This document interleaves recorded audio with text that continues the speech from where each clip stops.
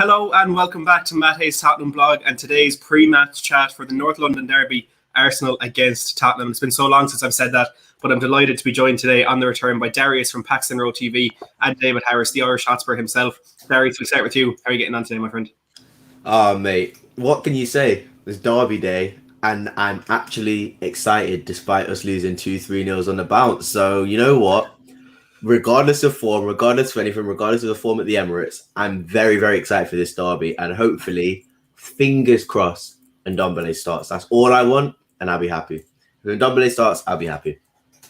I love it. I do have to agree with that, I'll be honest. David, how are you today? Absolutely buzzing, Matty. Look, there's no better time to be a Spurs fan. You know, a derby day at the Toilet Bowl, absolutely cannot wait. You know, look, as much as we are off the back of 2 losses in the Premier League, look, things have to go right for us, and today's the day. I cannot wait. But I just want to say, Matty, I'm absolutely delighted to have you back, my man. I'm 100%. delighted to have you back. And I'm sure everybody, look, I can see the comments here, everybody is as well. And make sure you stick on now, Matty. Thank you, David. I appreciate that. I'm glad to be back. We'll touch a bit more later on how the kind of channel is going to be going from now on. It won't be streams every single night, but we will have a lot of content coming out, different types of content throughout the season. But before we do get into the stream, if you do want more of that content, make sure to hit that subscribe button down below and hit the like button on the stream as well if you are looking forward to today's massive Premier League North London derby, where somehow, despite the incredible start to the season, Arsenal could go ahead of Spurs with a victory. And Darius, I kind of want to start in that with the recent form Tottenham have had. As we were touching on before the stream, there were 2 3-0 defeats in a row against Crystal Palace and Chelsea, and also some questionable results outside of the Premier League as well. So what are your thoughts on Tottenham's recent form going into this one? To be honest with me, I kind of have a slightly different opinion from what it seems like the norm. And I know that I'm sort of gathering that from Spurs Twitter, but it does seem like a lot of people have been quite angry at Nuno's promises. And I understand that. But when I look at the games past, especially the Crystal Palace game, to lose one of your centre-backs, 15 minutes into the game, and then to go and lose another one to a red card, I just think that either way, if you go for that game and you're down 1-0, you try to push for the equaliser, and then you go and concede one or two more, then you can understand that. And that's what happened at the end of the day. Edwards came on, scored 2 good goals, and it ended up being 3-0. And then the Rennes game, again, Rennes played well, and Rennes haven't played well following that. So I guess I can understand that was a poor performance. But then again, looking at the Chelsea game, in my opinion, and this might be an unpopular opinion, but in my opinion, I think we were the better team in the first half. I think we actually were on top in the first half. And then what was a managerial sort of decision to change the formation to a 3-5-2, bring on one of the best midfielders, an engine in the midfield who just basically dominated the game. And basically all of their players sort of elevated, bringing Werner on as well. I just think that was the decision maker, and that was what changed the game. And ultimately, again, chasing the game. And if you look at the goals, a header from Thiago Silva, a horrible deflection to make it 2-0. And then the third was a Rudiger, kind of a good finish. But again, we were chasing the game, so I can understand that. So I wasn't that angry at both those results. And then we get to the Wolves game. And yes, we did concede 2 goals from a lead. But at the end of the day, it's a cup game. I don't care how we win a cup game. We went through on penalties. Exactly. Bellini was confident. And most of the players that I wanted to see play well, particularly Bryan Gil and Ndombele, did play well. So for me, going up to this derby game, it looks bad, and Arsenal have got results that are opposite to us, and they've sort of won their games and not conceded. But I'm actually confident. I actually think that I can take a lot from the games. I think Romero and Dyer, especially against Chelsea, impressed me a lot, and I wouldn't actually be mad if I saw Sanchez and Dyer or Romero or Dyer. So I think there's a lot of options. I think that players are coming back. I think we did see a lot of injuries in those 2 games as well. I just think there was a lot of reasons to sort of be less angry at the results and sort of look forward to this game a bit more positively. It's at Arsenal, but I still definitely think we can go and get a result there. So yeah, those results were bad, but I'm personally still quietly confident that we can do well and have a good season still. Look, I'm glad to hear it, because I know there's been a lot of negativity around the Spurs fan base on almost every single platform, every single forum over the last couple of weeks. And I think those three results against Crystal Palace, Rennes and Chelsea are interesting because they're all extremely different sort of circumstances. Like against Palace, we were terrible and we got the result perhaps that we deserved. Against Rennes, the performance was bad, but ultimately that's the toughest group in our conference, or toughest game in that Conference League group, away to a French side who aren't, I suppose, like us, would hope to be in a bit of a bigger competition. Then against Chelsea, we played incredibly in that first half and we just couldn't get that goal that really would have put Chelsea in a position where they perhaps had to come out and play a little bit more than they would have liked to. And then they make that change at halftime, but because of injuries and different circumstances, Tottenham couldn't really respond to that change in a way that would be effective and a way that would counteract that. Because look, when you have a midfield of Kante, Kovacic and Jorginho when they're at their best, there's not many teams in the world that can compete with that. And they showed that last season, for example, beating Manchester City 3 times towards the end of the season. So it was a bit unfortunate there, but it's just that killer instinct that we were lacking in that first half in that one for sure. David, what are your thoughts on the recent form going into this game today? Look, there's been a lot of questions asked to the manager. A lot, and look, wrongly so in my opinion. Don't get me wrong. I do think we can question Nuno, but at the end of the day, look, I've looked back on it, and you have to realise, the first 3 games he had so much to work with. We got the results right, but the thing is, right, we have to remember Nuno was planning for life without Harry Kane. You can see that with the front three of Son, Bergwijn and Lucas, and the way he set up the midfield to turn the ball over, get them quick ball and let them do the rest. And you weren't seeing your fullbacks breaking forwards or midfielders breaking forward because our forwards were able to break away at pace. But he's had to get Harry Kane into the team. And that when he's based his tactics and everything solely on not having Kane, he has to readjust everything to get Harry Kane back in. But not only that, you have the 3 players that went away on international duty. We're in quarantine. He was missing them. We've had injuries to Bergwijn and Lucas. Son's been carrying an injury since Wolves. You know what I mean? And we're trying to blood in some new players as well. So it's been a difficult period. But look, the Palace game, the Tanganga sending off kind of turned that one. Chelsea, I don't think anyone was expecting to go and beat Chelsea, for being realistic. And then you look at the Rennes game. Yeah, probably should have won it. But at the end of the day, we went out there. It's an away game. Take 2-2. Happy days. But look, we have to give him a chance. We have to give him time. I do not want to go down the route of what Arsenal are doing, getting a manager, not sack him. And ultimately you're left with someone like a Coleman who's trying to imitate Arteta. We don't want to be like that. The thing is, we have to give Nuno time to bed in and get his tactics. And then you also have to give him time with more or less his full squad back to see what he can do. Look, I have looked at the stats. We have the lowest distance covered in the Premier League. For me, I think that's a lot to do with how rigid the formation is. Maybe Nuno could let 1 or 2 of the midfielders get forward, let your wing backs get forward, and maybe you might see a bit more of attacking football. But at the end of the day, people have to realise Nuno has worked with what he's had to, with what he's got, and he's already said that in his press conference. Look, when he was asked about, I think Alistair Gold asked him about playing free flowing attacking football, and he actually said to him the football that Daniel Levy promised the fans in that video that time. But Nuno just simply said to him, look, I've worked with what I had to work with for the first 3 games. Then all this came along. What can I do? And now is Nuno's time. We have to give him a chance. Look, there's been an awful lot of negativity around. I can understand it. Don't get me wrong. I can understand it. But look, for me, I just think we have to get behind the team. We have to get behind Nuno. Yeah, look, it's interesting you mentioned that the style of football there, because as a lot of people may have seen, Paulo Fonseca was talking during the week, which, when you come so close to appointing a manager and essentially stab him in the back just before the contract is signed, it's never good when he opens his mouth. But he was saying essentially that it was nearly a done deal. Then Fabio Paratici came in and Tottenham didn't really want that style of attacking football and wanted something a bit more defensive, which is extremely concerning. Is it surprising when Daniel Levy has promised attacking football? With him at this point, it's not, but it's a concern. And look, who knows where things are going to end up with the way we actually go out to try and play. Just on that, do you think that maybe, Paratici probably looked at the squad and was like, well, I ain't getting an attacking manager in here, you know what I mean? Especially because we knew our biggest problem was our defence. Our midfield wasn't great either. So, Paratici's probably looking at it and saying that's probably suicidal getting an attacking manager in here. just to please the fans. It's not going to work out, you know. Well, could you imagine playing a high line with Eric Dyer and Sanchez? It would be suicide, wouldn't it? Like you need to make. Every week. Yeah, you need to make, and I guess some people who would want to see that. Me personally, I do want to see better football, but not at the expense of sort of a 3-0 one week and a 4-1 defeat the other week. I don't want to see that personally. I would rather like teams who win things are built on solid defenses. So if you can get Sanchez and Dyer sort of almost complete 180 performances this season and continuing to do it. I know Sanchez has sort of fallen off a little bit. If he can do that in the first 4 months of his tenure, then I'm pretty sure he can get that attack going. It just needs, like I said, needs something. It needs it might be a system change. I honestly don't know why people are so against the 3 at the back, but that's just me. A 3-5-2 would be perfect for us, but we could talk about that. Yeah, no, I think that's a really important point. We'll get to that in a second. But first of all, we've a few super chats here. Faz Radfart with the £1.79 says, big up, get the basics right. No pen or red card, easy win.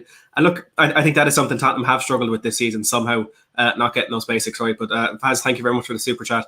We will talk about that in a second. We've a 99-cent super chat from Catherine Hayes, my wonderful mother as well. I hope that's not my only birthday present, but we'll have to wait and see.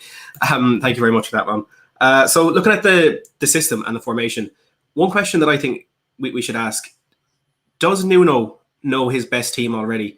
I think he does, but is that too soon? Because he's come in and he's gotten the squad, and you can, for the most part, predict 9 of the 11 players are going to be starting. Maybe one of the centre backs could switch and one of the centre midfielders would switch out there as well. But that 4-3-3, which we did play at times under Jose Mourinho last season, the best thing about Tottenham in the last 5 or 6 years has been, or I suppose excluding the last 1 or 2, but kind of in the best time under Poch, is the versatility where we could go into a game, we could start in a 4-2-3-1, and then within the game, without even making a change, we could almost flip into a 3-5-2 or a 3-4-3 or whatever it is. But Nuno, like he said, seems so rigid in the formation that he's playing. David, do you think he needs to experiment in what he's doing, or does he need to find his consistency in the way he's playing to try and get that basic form found initially? Look, I think if he wants to play the 4-3-3, Matty, I think Ndombele has to play in that midfield. I don't care, about his fitness or anything like that. Look, he's tried with Dele Alli. It's just not working out. Look, as hard as Dele Alli is working, I'll give him credit. I think he's actually the most distance covered in the Spurs squad. But look, he's lacking the creativity, and he's probably that midfielder in there that Nuno is looking for the creativity for. But it's a big ask for a player that barely played for a year and a half, up to 2 years. Look, with Ndombele, we've seen the good, the bad, and the ugly against Wolves with Ndombele, didn't we? Really. Look, we've seen what he can do going forward, but defensively, poor. But this is the thing. If you put a Højbjerg and a Skip behind him and you get them to equally share his workload in terms of running and turning the ball over, you can free Ndombele up in that free role in midfield to do what he does best. So I think every Spurs fan is just going to have to accept that this guy loves a burger and that he's not actually going to get 100% fit. One game, look, for the majority of the game, you're going to get Ndombele, and then for about 30 minutes, you're going to get Ronald McDombele. It's as simple as that. But you have to put players in around him to let him thrive. If you're not going to do that, you have to switch it up to a 4-2-3-1. That's what I'm thinking.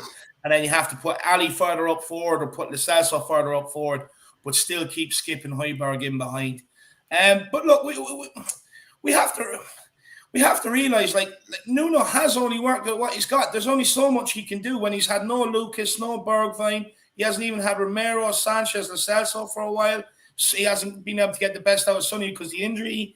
Harry Kane wanted to leave. He's starting slow. There's only so much he can do. Look, it's going to take one game to come together, and I think today is the day. Does Nuno know his best 11? I'm not sure he does yet, but how can he with everything that's gone on? How can he? It's nearly impossible. Yeah, and I think the correlation there between the decline in form and the players missing, as you were mentioning, it's not a coincidence. We had a full squad for the first 3 games, and look, we were convincing against Manchester City in the way that we played. You could argue whether we were against Watford or Wolves, but ultimately we got the games over the line. And if you go and look at the year Liverpool won the league, I think they had something like 16 1-0 victories throughout the season. Which, I mean, I don't care if we go out and win 10-0 if we win 1-0. If we get 3 points, that's the best result for Spurs. And we managed to do that with that full squad. And as soon as that horrible, disgusting international break where we lost those 3 players to quarantine, we lost Berger, we lost Lucas, we lost Son, Skippy had a bit of a knock as well. Things started to fall apart there. And I think this overreaction of people saying it's time for Nuno to be sacked and he has to go and he doesn't deserve a chance, I think that's absolutely ridiculous, because what's the point?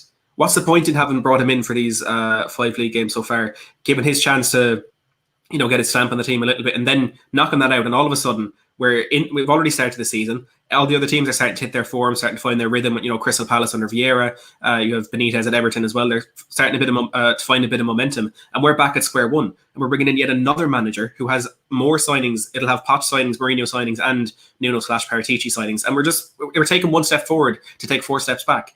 And it's ridiculous. And yes, this may not be a good season. We may end up finishing outside the top 6 again. But you need this transition period to get from where we are to where we want to be. And that can be tough, and it could take a few years. And I fully understand the frustration of fans who've been supporting the club for longer than I have, that this has happened many times under ENIC. But just because it's happened many times doesn't mean we should skip that part and try go from a team that finishes 7th, lucky scraping ahead of Arsenal on the last day of the season by beating Leicester, to being a title-winning team. It's just not possible. Even Manchester City, it took them a few years to build a squad that was consistently competing at the top. I know they won that league in the Aguero season, but the couple of years after that, if I remember correctly, they weren't exactly fighting for that title until the last day of the season. And it's that lack of patience. I know where it comes from, but I feel like it's just we're in a new stage now, and it might be difficult to kind of restart that cycle. But I think that's just where we're at the moment. Another €2 for my mum. Happy 21st birthday. Thank you very much. I appreciate that. Jason, I saw a comment there saying, huh? You kept that one quiet, didn't you? Did I? You said your birthday to me today. You never said yours. Well, I apologise. Jason says, loving the birthday message from your mum, Maddie. Have a great day. Thank you, Jason. Mary, as well, as €5 super chat, says, happy birthday, Matt. Thank you very much, Mary. I appreciate the kind words and the super chat too. Brian with another one of his songs. And Cody as well. This is your birthday song. It isn't very long.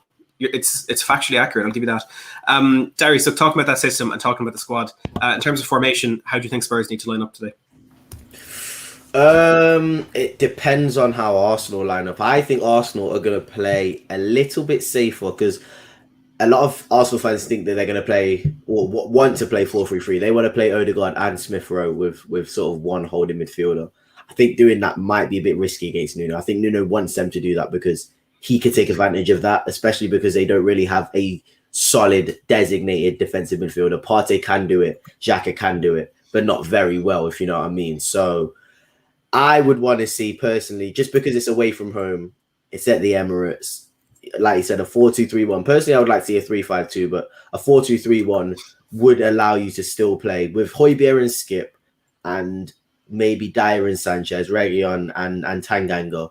That still allows Ndombele, Kane, Son, and Hill to all have a lot of license to attack, while still having that base of Højbjerg and Skip. I think those two have to start this game. I don't think it will be smart to sort of start a more attacking team because, like you said, you always have the opportunity and chance to make substitutions based on how the game's going. If we decide, or not decide, but if we concede early on or before halftime, he can make a halftime sub. He can take off Skip. He can bring on an Ali. He can bring on Lo Celso. He can bring on somebody else. So there's room to make substitutions. I'm not too sure on who's definitely out. I know is Lucas and Bergwijn still out for this game? I was just looking there. I think Bergwijn is in doubt, but Lucas is available. Lucas is available. So that's massive for me. So Lucas coming off the bench today, I think will be very important if we are chasing, even if we're not chasing, just for that energy. So yeah, 4-2-3-1 I think is the best way to go. But you know what? This whole not allowing. I think the reason Nuno's sticking to this 4-3-3 is because of this whole Levy and wanting to play attacking football and this desire for everybody to see attacking football. I think people just have negative connotations to the 3 at the back, and you can still get attacking football out of a 3-5-2. Imagine you've got sort of, and bearing in mind, Romero has played in a 3 his whole career, more or less. So that's his preferred sort of formation. You've got Romero, Dyer, and Sanchez. You still have Højbjerg and Skip as a double pivot. Then you've got Reguilon and Emerson as right and left wing backs. And then you can still have Ndombele, Kane, and Son as a trio. I still believe there's enough players there and a partnership between Kane and Son closer together for it to be an attacking team. So I would personally want to see a 3-5-2, and I think that would work against Arsenal as well. But a 4-2-3-1 in a North London derby is probably, in my opinion, but the best way to go. I think 4-3-3 is risky, and like you said, you can always change it, can't you? Yeah, I do agree on that. What are your thoughts, David? Look, I'm going to go with the 4-2-3-1 today. Look, for me, I actually think Lucas starting would be crucial. Thierry loves to push very high and wide out on that left-hand side. He leaves an awful lot of space in behind him. To counteract that space in behind him, Arteta has asked Tiramisu Tomiyasu and form a three at the back alongside Gabriel and Ben Shite. So, look, there's a lot of space in behind Tierney. I think Lucas will be the absolute perfect player to expose that. He can carry a ball, but he'll also track back and help out. So he'll be absolutely perfect down that right-hand side. Look, Tanganga, he'll be up against probably Saka and Tierney today as a duo, but I'm not afraid. He was up against Grealish and Sterling, and he coped with it. And look, we don't call him manhandler Jaffet for nothing. So I think it's crucial he plays at right back today. But then you look at midfield. Look, I actually hope Arsenal go with Smith Rowe and Odegaard, because Højbjerg and Skip would turn ball over on them all day long. You can be as technical as you want with these guys, but the difference in this Tottenham team compared to last season is we're actually more proactive, especially in that midfield area. We're not reactive. Last year, we're watching passes go around, and then we're like, jogging towards it to make it look like we're putting in an effort. This season, you have Højbjerg, or you have Skip in there helping Højbjerg, and they're proactive. They don't wait for the pass to come. If the pass is coming, they're already up their hole, trying to get their foot in and dislodge the ball, and they make it hard. And if it's Odegaard and Smith Rowe, honestly, I think it's suicide by Arteta, because he's setting himself up to lose that midfield battle straight away. Thomas had broken down tank engine. Look, as for him, he had to be pushed on the last North London derby, the one where the one at home, I think it was. So I'm not really too afraid of him. Granit Xhaka, even if he plays, he's liable for a red card. He doesn't even respect their club. He threw the jersey down and he's still playing. Unbelievable. But look, for me, 4-2-3-1. I think Sonny and Kane link up is going to be crucial. Tiramisu, he'll play right back for them. He's going to have his work cut out with Reguilon and Sonny bombing down his side. So it's going to be a very interesting game today. But I'm going to go with a 4-2-3-1. 4-2-3-1. I love it. I think it's one of those games where I love the love for Darius in the chat, by the way. If you do like what he's saying, head over to Paxton Road TV. You won't regret it. And check out the Irish Shots for while you're away as well. I think we need to go out and play attacking football today, because if we go out and we play, excuse me, if we play and we properly go for this, we may still end up losing the game. But the last thing we need is a defensive, kind of just lazy, pointless performance where we go out, we get beaten comprehensively and sit back. At least if we go and play the game and take it to Arsenal and try and actually entertain the fans, which is something we haven't done in a while, it's progress in some way from what we've had in the last couple of weeks. And I just can't take another week of Spurs fans on Twitter saying, "Oh, Nuno needs to be sacked because we're playing too defensive and this and that." It's just, I'm just sick of it at this point. And it happened for way too long in that Mourinho tenure, and look, ultimately it turned out to be the right decision to do that. But it's too soon to make any of these calls on Nuno Espirito Santo. But one thing that I want to see from today, and I really don't think we are going to see it. I'd say it would depend heavily on the fitness of Lucas and Son, who I'm obviously hoping does start. But I'd love to see Bryan Gil get his first start in the Premier League, because he's 100%.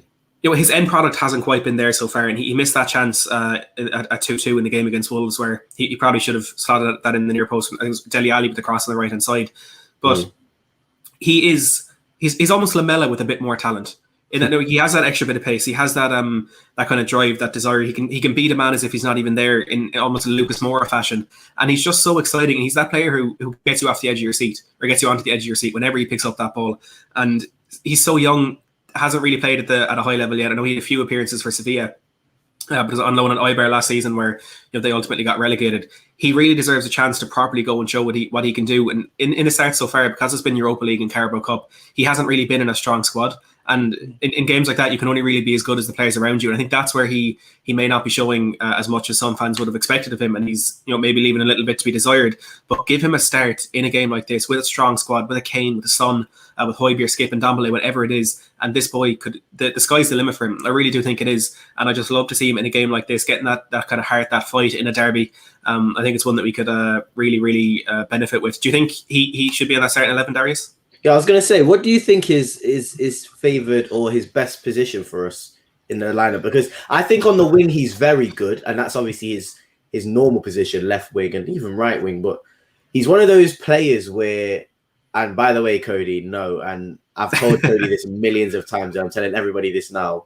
If he gets man of the match, I will not be surprised this game. But I'm looking forward to that. I'm looking forward to that duel with him and Son. But no, just on that, I think that him playing in that 10 would really, really be like a very beneficial, because I just think that he would be excellent to just pick the ball up, carry the ball forward, and constantly move and just be around the player. Because when you're on the left wing, sometimes I feel like he might get stranded. You know what?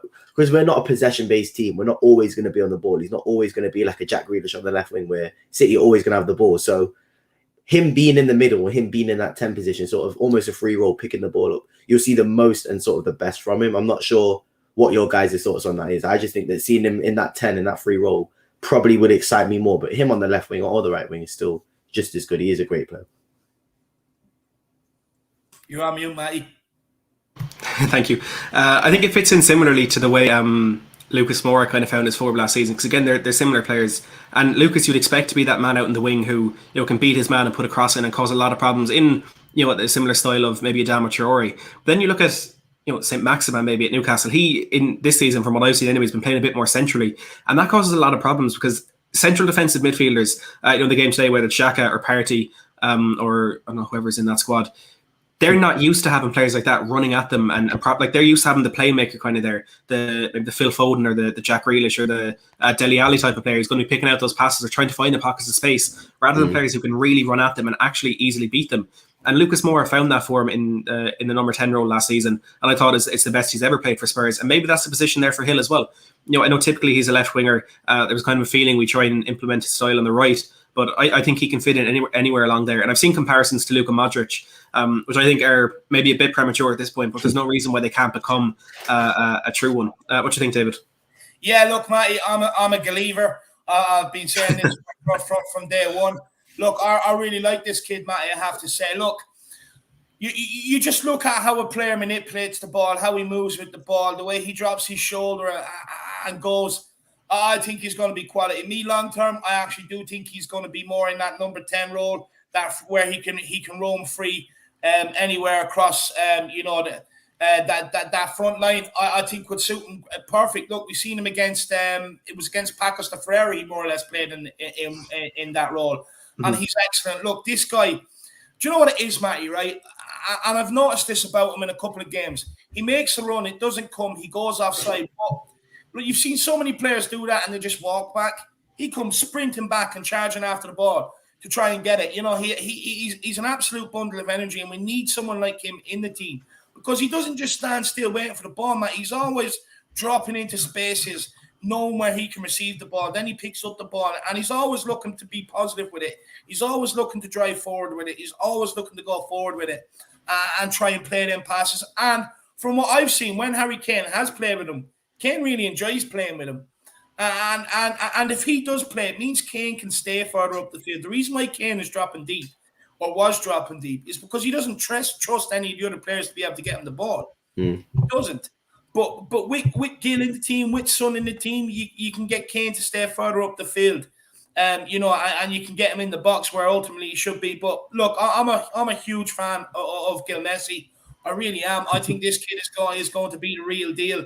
And I'm just so happy that he signed for Tottenham. Trust me, we have a real player on our hands here. The reason why I don't think he will be a winger is, look, I don't really see Gil bulking up too much. But if you were a fullback, all you have to do is show him down one side and out-muscle him and take the ball off him. Whereas if you put him in the middle, a bit like Lucas Moura, he can go left, he can go right, and he can cause you a lot of problems.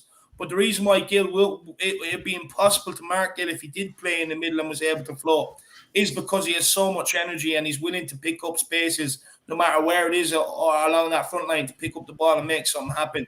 So he makes himself impossible to mark as well. But look, I want everyone out there to be a believer, to be honest with you, because I'm telling you, this guy is the real deal. He is, and again, he may not become the player we want him to be this season, but he is such an exciting talent for the future. One that Barcelona and Real Madrid wanted to sign before their financial troubles.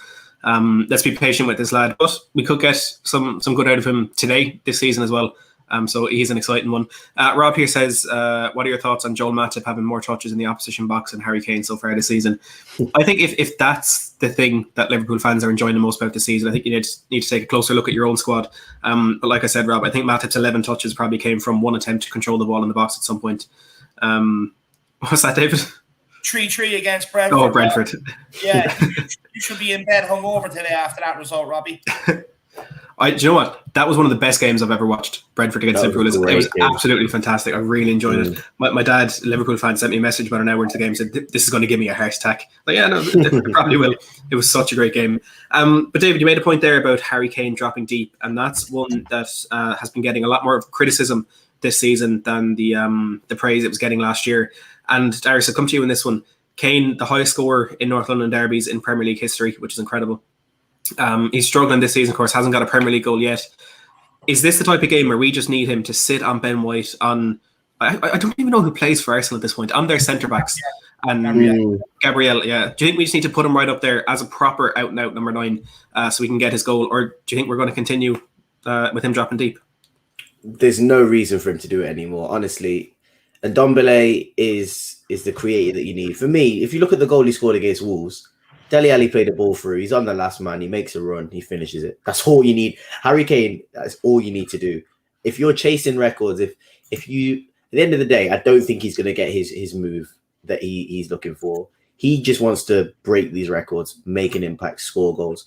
I understand you want to do everything for the team. I understand you want to give your all, but it's almost at a hindrance now because there's enough creativity there for you to just basically do what Lewandowski does. Sit in the box and just make intelligent movement like you do and score goals. And he will do that. So, and like I said, like you said, highest goal scorer in the North London derby. And only Wayne Rooney scored more, which is what, 12 to his 11. So he's prolific against Arsenal. I can see him scoring today. It's just in the future and going forward in the season, you're 100% right, both of you. He just, the system has changed now. He doesn't need to do that. He doesn't need to do everything like he used to. I think that there's enough players there, like you said, with Bryan Gil as well, potentially playing in that role and just being around him as well. I just think there's enough creativity for him to just sit on that last man now. And like you said, Ben White should be his bread and butter. He should, because Gabriel handled him when they beat us 2-1 at the Emirates last season. I think Gabriel played very well against Kane, but if you stick him on Ben White, there is absolutely no chance Ben White has a good game against Harry Kane. Harry Kane will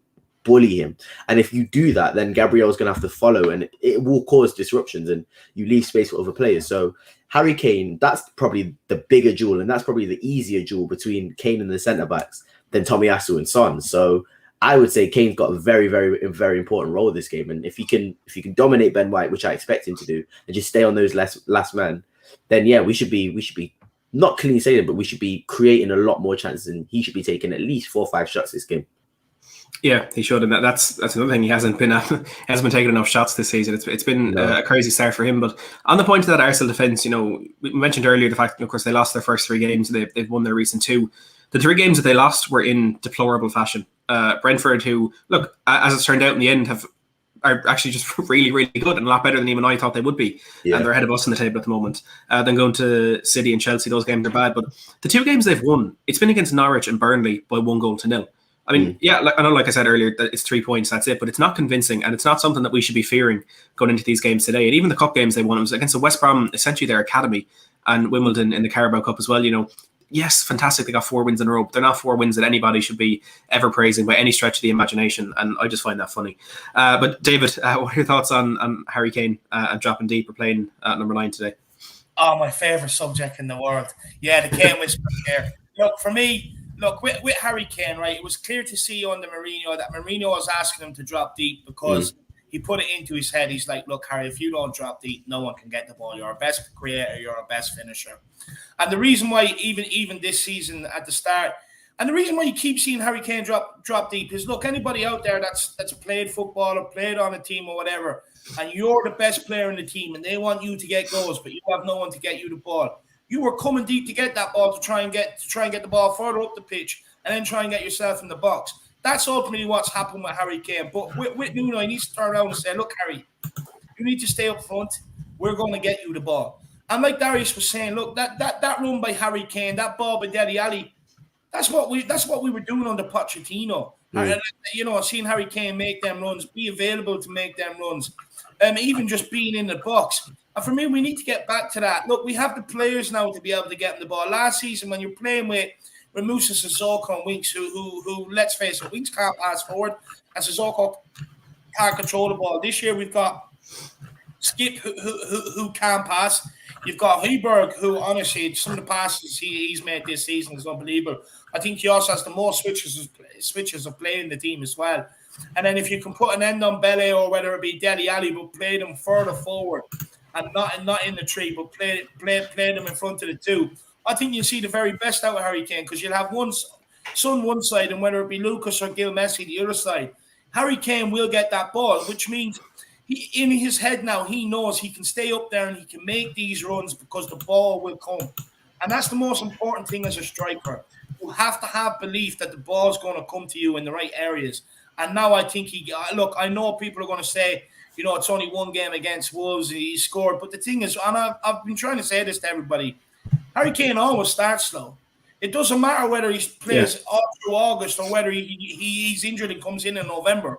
The first 4 or 5 games, he's always going to start slow. In fact, he actually started slower, I think I'm going to say 2014-15 or 2015-16. I think 15-16, yeah.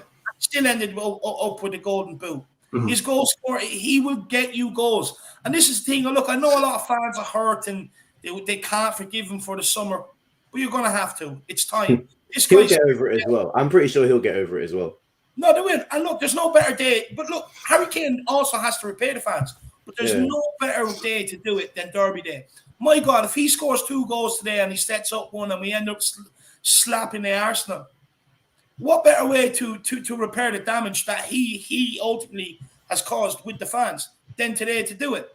So look, for me, I just want to put this whole Kane talk to bed. Is Kane finished? We always do this. Kane starts slow, is Kane finished? Oh, what's wrong with Kane? This, that, and the other. Forget it. Get behind the guy. He's going to get us the goals we need this season. And it's that simple.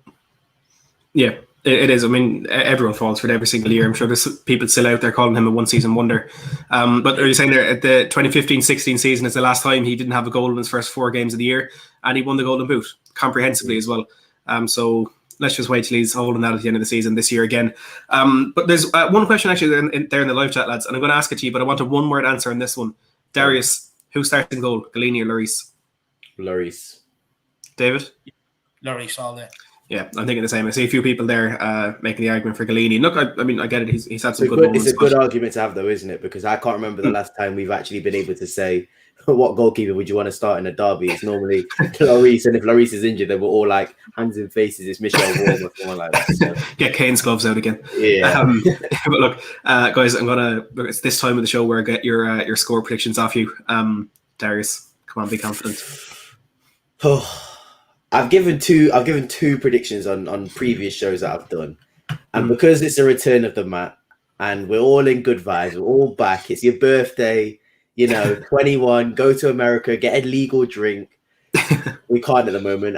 I'm going to stay positive. I'm going to say a 3rd win in 28 years, 2-1 Tottenham.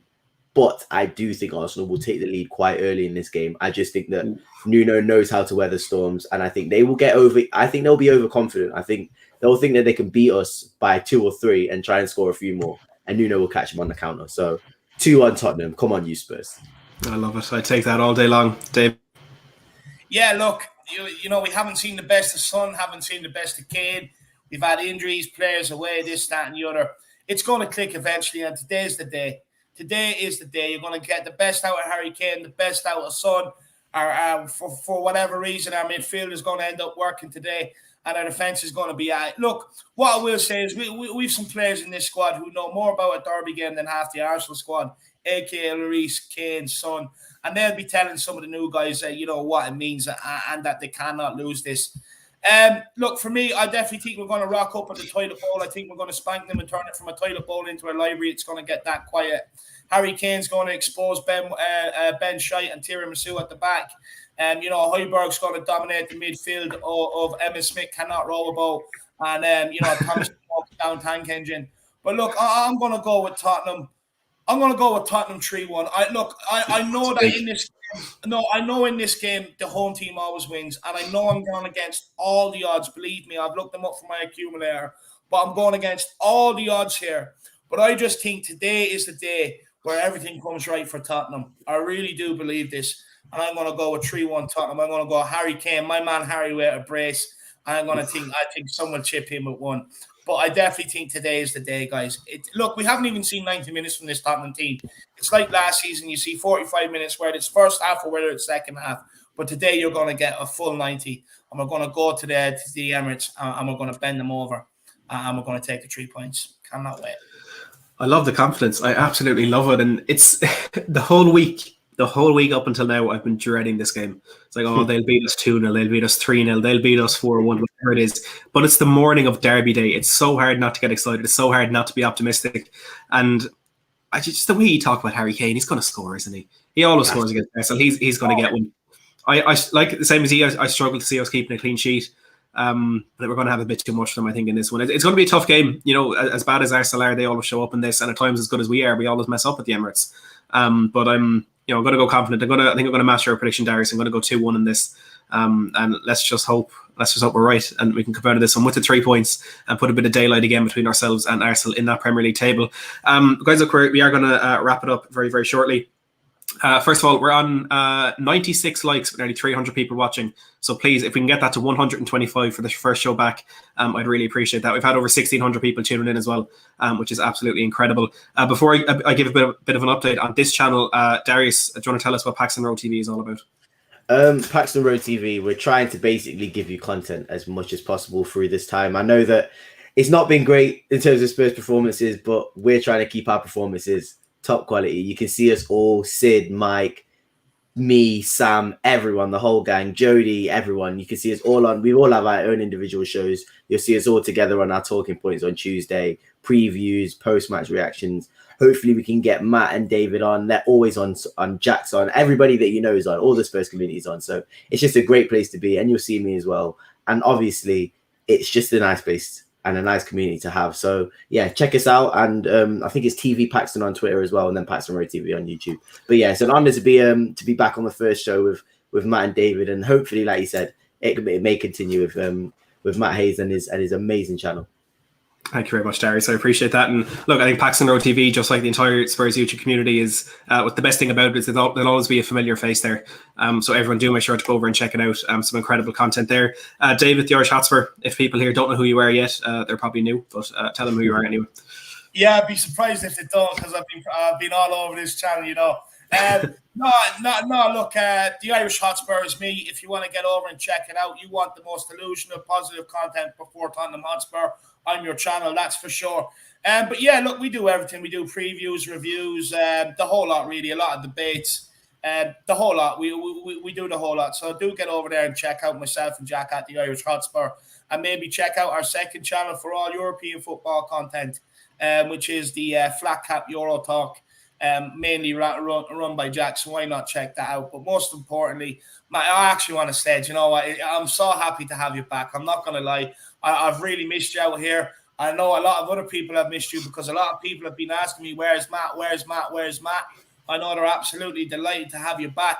And I just want to, wish you a happy 21st birthday as well. You know, you're only 21 months, Matty. So make sure you go today. Make sure you go and enjoy yourself today. And yeah, happy birthday, my man. And I want to see you back here from now on. It's been an empty hole without you. You know, I've missed my Matty, and I'm delighted to have the return of the Matt back. Thank you very much, David. I appreciate that and all you do for me in the channel. Honestly, thank you so much. And thank you to the two of you for joining us today. This channel for the next couple of months, I think we're going to be sticking to 1, maybe 2 shows a week. Just because over the transfer window it was almost 2 shows a day at one point with the entire managerial thing around the Conte patch time. But we're back, not as hectic as before, but we will have 1 or 2 shows a week for the next couple of months, and hopefully ramping things up as we do get towards the festive period and the January transfer window as well. So if you do want those shows, please do make sure to hit that subscribe button down below. Hit that like button if you have enjoyed this stream. We're on 123 likes, so look, let's get that to 150 with the 238 of you that are still watching. But for now, for myself, from Darius, from David, it's been an absolute pleasure. Let's hope Spurs can get that 3 points today. And as always, thanks for watching.